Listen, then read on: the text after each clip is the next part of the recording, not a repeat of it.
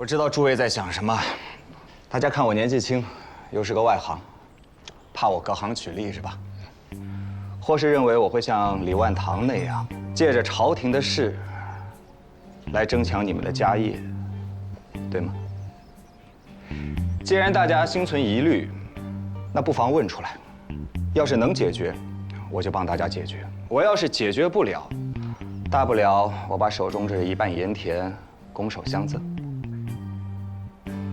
我说到做到，反正我就是个代管，举贤让位这种事儿也不是不可以。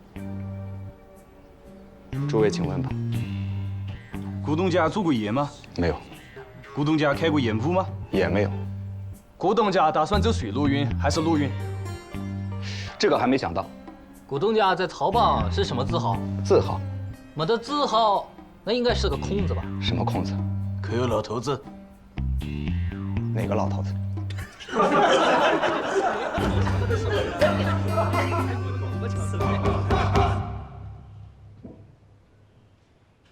进来说。老爷病着呢，我一会儿说。你现在说了，我爹也未必能听得到。就算他听到了，现在我是少东家，让你说你就说。哎，是。还是盐场的事儿。古平原那小子叫古掌柜的，你还没那个辈分。少爷，越是跟我们竞争的敌人，我们越要尊重。古平原以一个囚犯的身份做到跟我们平分秋色，不值得你尊重吗？是。古东家那边把两淮盐场的旧掌柜和伙计们都召集到一起了。那伙人他都敢要，个个都是成了精的老狐狸。哼，他管得过来吗？哎呀，瞧你们这些啊，就是那芝麻绿豆大点出息。我说了，股东家什么都没做过，什么都没做过，怎么了？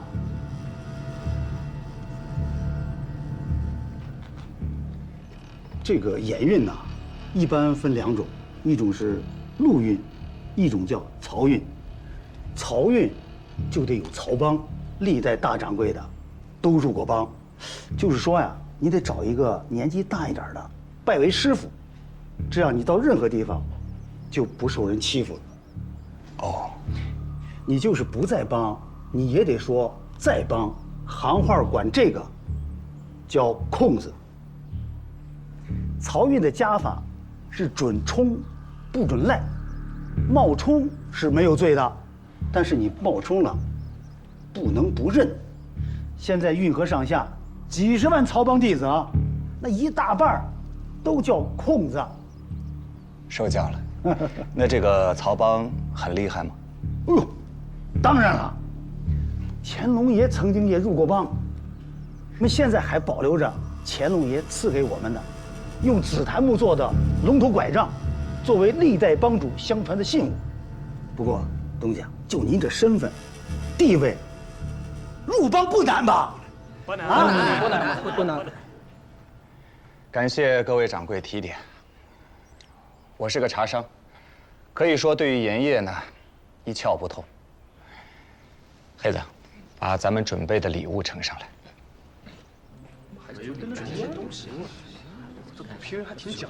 这是我自家种的，叫蓝雪茶。太后赐了一个天下第一茶的美誉。初次见面，表表心意，诸位拿回去都尝尝。古董家，大家都晓得你是一片好心，可是好心在生意场上没有用啊。是啊，这盐铺里的学徒最少也要3年出师。是啊，我们几句话也不能把你教成内行人啊。古董家，您之前都不工资100万的。诸位，我可能这辈子都成不了内行，但是这不重要。重要的是，你们诸位都是内行。总督大人亲口跟我说了，他要两淮盐业的钱，最终还要留在两淮。因此，我现在和李万堂的这场仗不是我在打，那是你们在打。你们要替我打赢，要为自己而赢。从今日起，我立下规矩，所有盐店的纯利，咱们倒3期看。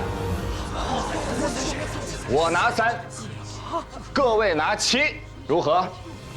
吴先生，您这不是在开玩笑吧？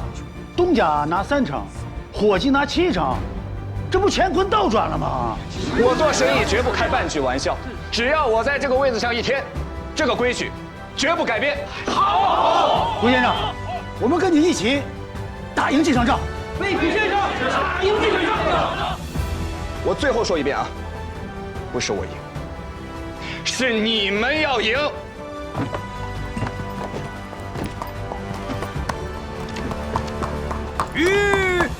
吴邓家想再加100文，好哥。500文，咱们今天换300文一饼，马上去通知各店，不要等到天黑。是。站着。少爷，这事儿不能这么干呐！您这么拼起来，什么时候是个头啊？从盐场里出盐就300文，这一路上人吃马喂，还有这么多人力物力，没这么做生意的呀。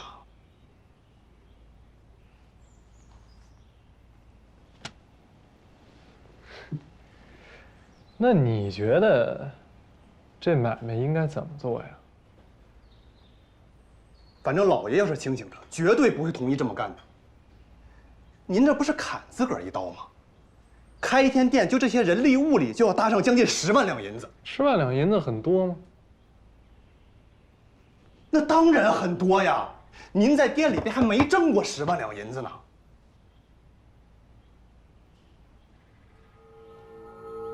哼，呵呵呵，哎呀，好，好，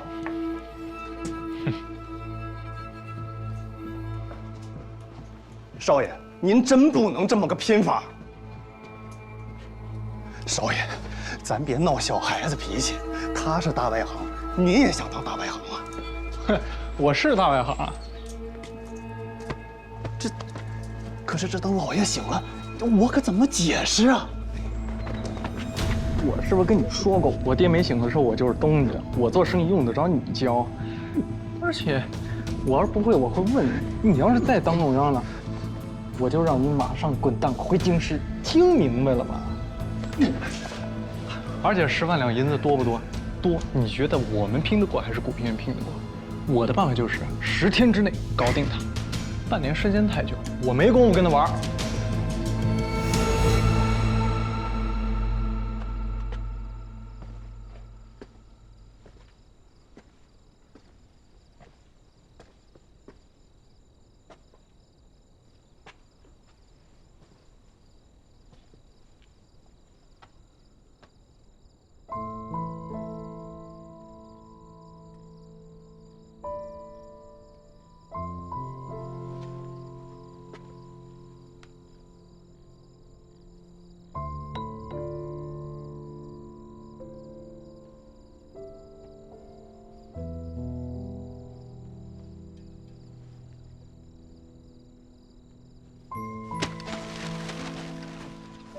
你怎么回来也不睡上？我回来看看娘醒了没。看也没有用，走走走。这写着什么呢？嗯，没写，没什么。什么福君古平原？没写。我看看。快去，你不是看？我看看你行不行？看我。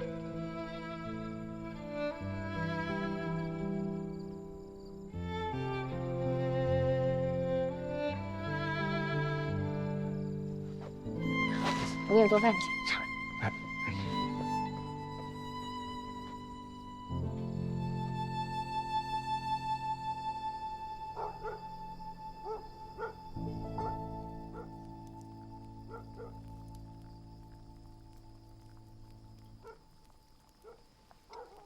唉，又到了收茶的时候了，咱们也回不去。这样娘身体还好着呀，真想带娘回徽州。你不是找人帮忙了吗？那有什么用啊？廖先生也不回去。今年这蓝血茶呀，1两都收不来。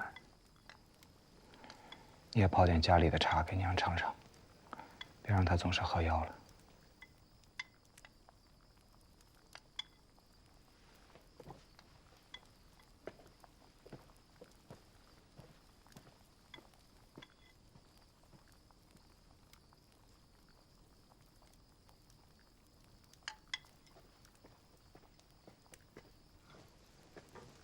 去吃饭吧，爹等着你呢。啊，让四爷操心了。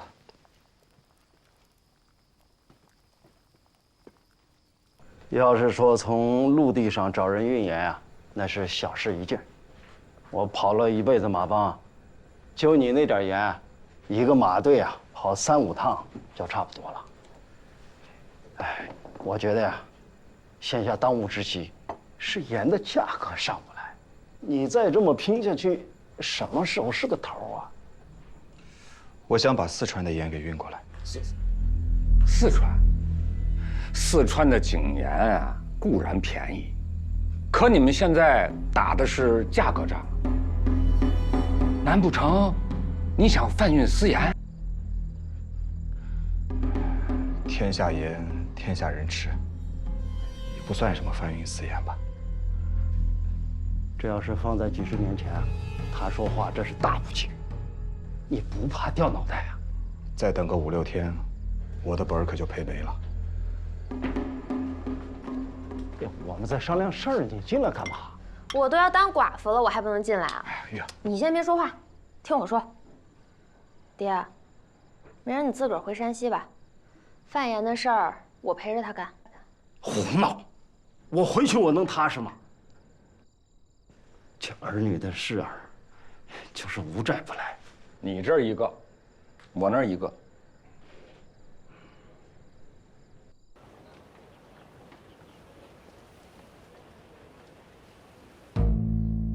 诸葛大人，哎，大呼小叫，过来，过来，过来。给你看个稀罕物。嗯，天赐怀，哎呦，哎，这口袋很结实啊！啊，你不是让我去看看那2个愣头青放的开门炮吗？啊，武平原这小子还真有办法，弄那个盐袋子到处送啊。哦，只要到他店里去买就送。嗯，口袋用破了还免费给补。哦，喏，你呀，再看看这个。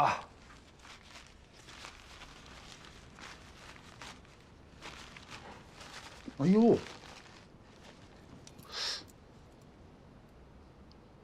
哎，这盐碾得真好啊！啊，你看看，蒲松盐，300文1饼。这盐重新筛过的，卖500文。哦，家里边穷点的都跑来买这个盐，吃起来体面。哦，那看来他们可是亏本在卖呀！啊，江北那边都是700、800文1饼呢。哎，对了，李百万那儿怎么样？200文1饼，有点意思。我是真服你啊！啊，诸葛妙计安天下，你是活诸葛，这1文钱不花就把生意做成了。姓古的还是有一套，只要是粮食够用，盐够用，老百姓就闹不起来。我是料定了呀，这2个人一定会斗上一场。不过现在，谁输谁赢还看不出来。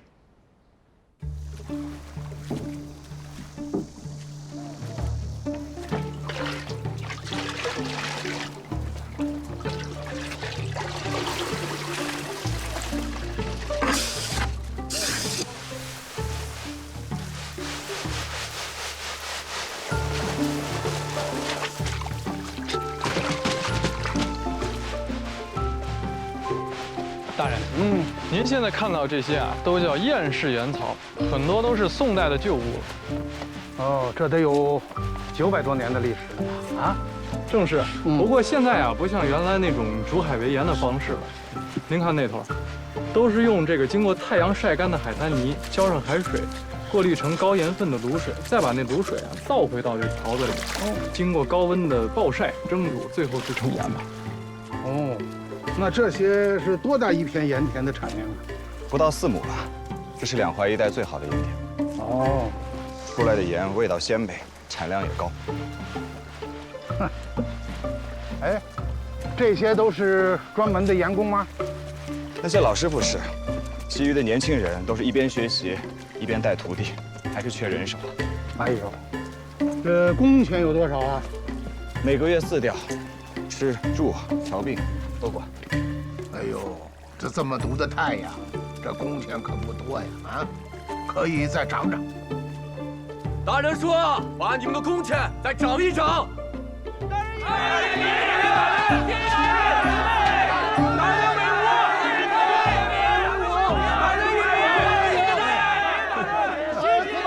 爱民如子啊！大人，您这真是百姓之父母啊！哎呦，看样子我在两江人缘还是不错的啊！大人，实话跟您说呀，我们这盐场的工钱已经是两江地面上最高的了。我跟古平原，我们俩现在那是赔本赚吆喝。您要不帮我们再把盐场的税往下降降？哦，盐场的税很高吗？我怎么不晓得？1个月40万两，您还觉得不高啊？40万两，哎呦，说起来真是不高。40万两能干很多的事情啊！我刚刚奏请了朝廷，让朝廷减免了两江2年的税赋，这些钱也是为了给两江增加活力。你们在这儿是不知道，我在南京城里啊，就觉着一天比一天繁华。将来好好的给你们2个人许功。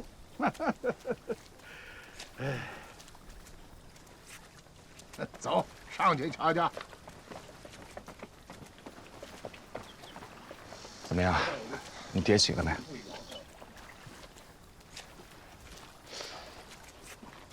我琢磨，咱要不再涨涨价？天天被这老家伙忽悠，我心里实在是不甘心。行啊，你涨我也涨。我以为你得求着我呢。我凭什么得求着你涨？行，那你行，我也行，咱俩看看谁先把谁撂倒。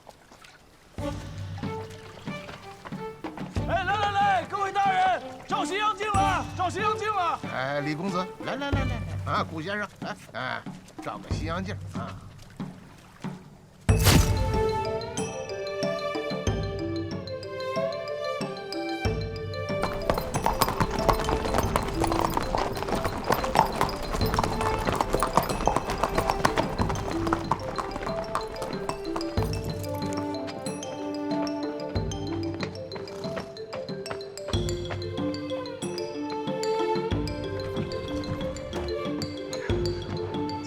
哟，来了！哎呦，古兄弟现在名声越来越大了啊！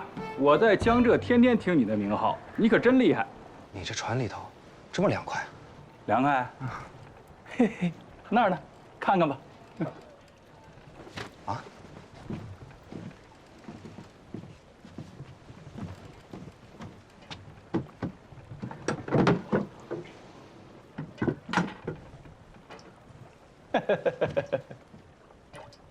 哎呀，你这个治病的方法好啊！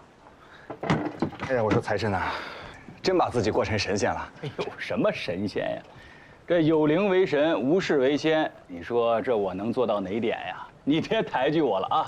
赶紧坐下来吃点这莲藕果子，都是刚在冰上镇过的，唠号，咱们一会儿喝酒。酒先不用喝，那个船都到了吗？看你这急脾气，嘿嘿，早就给你准备好了。16艘船，1艘都不少啊。得亏我有个票号，这常年运生丝需要包船，你换个人，真不一定能拿得下来。如此，多谢了。行了，快坐。我听说最近这两江一带因为盐田的事儿，这人脑子都打成狗脑子了。你可千万不要太在意成败。依你这个年纪，已经能跟李百万一较高下了，这已经非常了不起了。万一要是有什么不利的，那也是非战之罪。可千万不要因为这个事情把自己身体弄垮了。我也是被两江总督府逼的。这瑞林啊，其实根本就没打算把两淮盐业交给李万堂，我就是被拿出来顶缸的。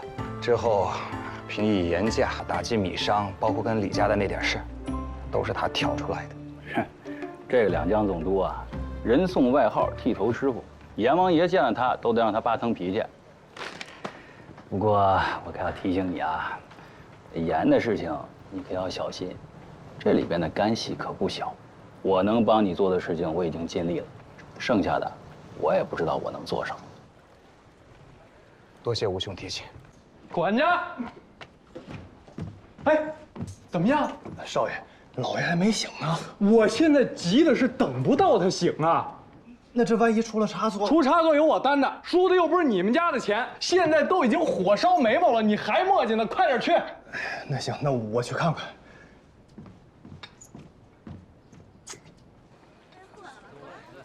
总督大人说这盐场的税啊，一刻都拖不得。我回来之前也是刚把钱给交割了，每个月40多万两银子的税啊，就好像有把刀抵在我的哽嗓咽喉，这种滋味不好受啊。行了，不说我了，说说你们吧，生意出什么问题了？我们这些人啊，做生意没问题，问题是现在这个盐价太低了，税还这么高，您就是有一个银矿也架不住这么烧啊。哎，我看天津这2家绸缎庄就不要了，占我那么多钱，利润又微薄。喂，少爷，一年几10万两银子的收入，您叫它微薄？您是不是不懂“微薄”2个字怎么写呀？我肯定比你懂。铺子关掉了，再盘一盘店面和存货，最少又可以多几10万两银子入账。你让不行啊！这等老爷醒了，我可怎么解释啊？李家现在是你做主还是我做主呀？肯定不是我做主啊！但您这么把这甜银子，它什么时候是个头啊？您还不如把钱拿出来给那些当官的，自己还能落得多一点，事儿办起来也顺利。我把这些钱给这当官的，他能不收我盐场税钱吗？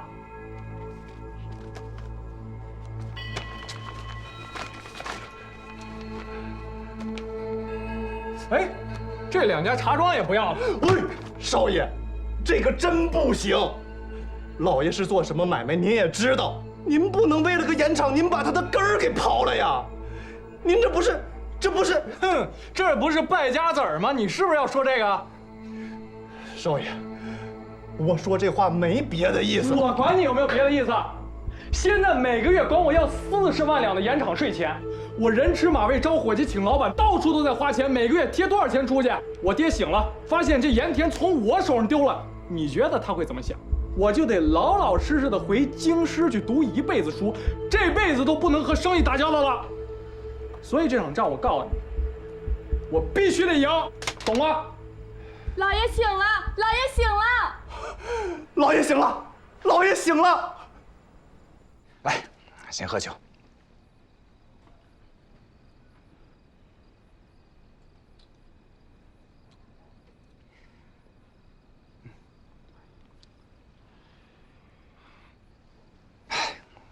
大家伙也别紧张啊，我说没事就没事。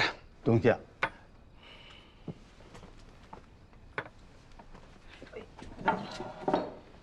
哎，涂老伯，你这是干什么？您一定要给我们交个底呀！来，不，你干什么？我没做什么。干嘛？我又不吃了你啊！我是带您老啊去看看盐。黑子，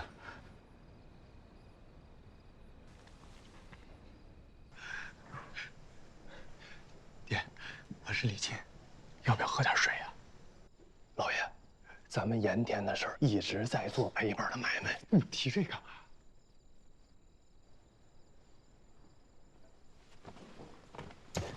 来，先生，来，老爷子大病一场，别说卖不卖铺子，就是全部加班换我爹一条命，我马上就干，别再提了。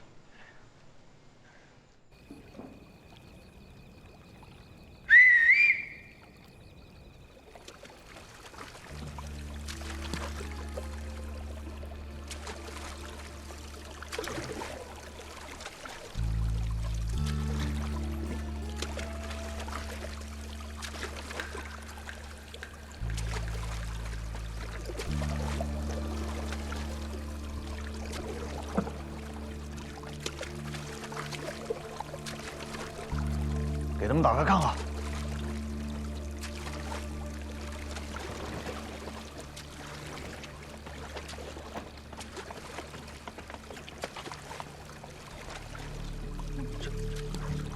看仔细了啊，合着吗？走走。这么多盐呐，是，怕是比咱们的存货都多呀。是。东家，这盐是哪儿来的？告诉他们吧。这些啊，不是两淮盐场的盐，这是川滇地区的井盐。哎呀，用马帮和水路运过来。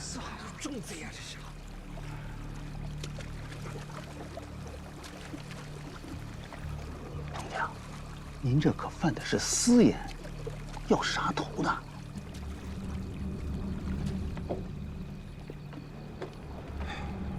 诸位。生意做到这个份上，谁不是提着脑袋在干？如此困顿之时，能和各位共事，是顾某的荣幸。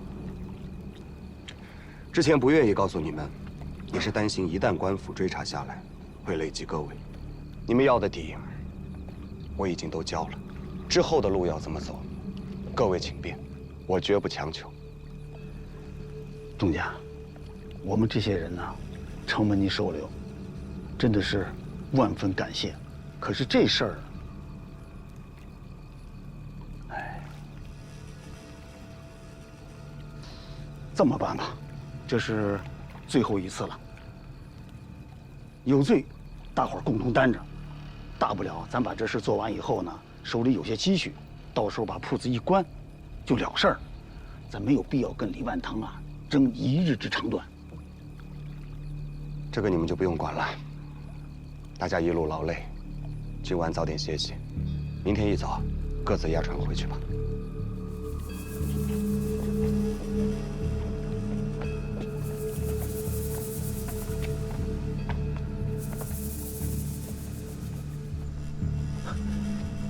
公子，查到了。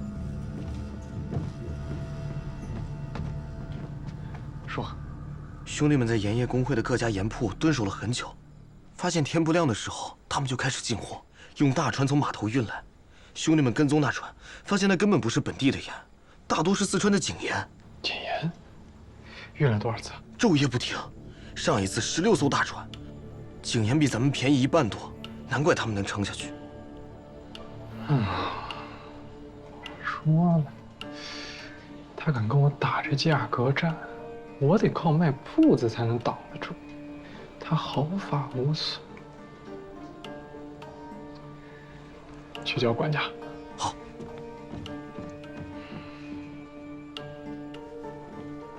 等老爷一醒，让他定夺。不必了，老爷子现在身体那么弱，何须让他再耗费心力啊？而且养你我都吃干饭的呀。说吧，你想怎么办？他古平原贩卖私盐，一下子这么大的量。这可是砍头的罪过。怎么了，少爷？要报官啊？啊！你要真是个草包！现在两江地面上，谁不知道古平原正是两江总督面前的大红人？谁敢拿他呀？说不定他平抑盐价，总督府还要赏他呢。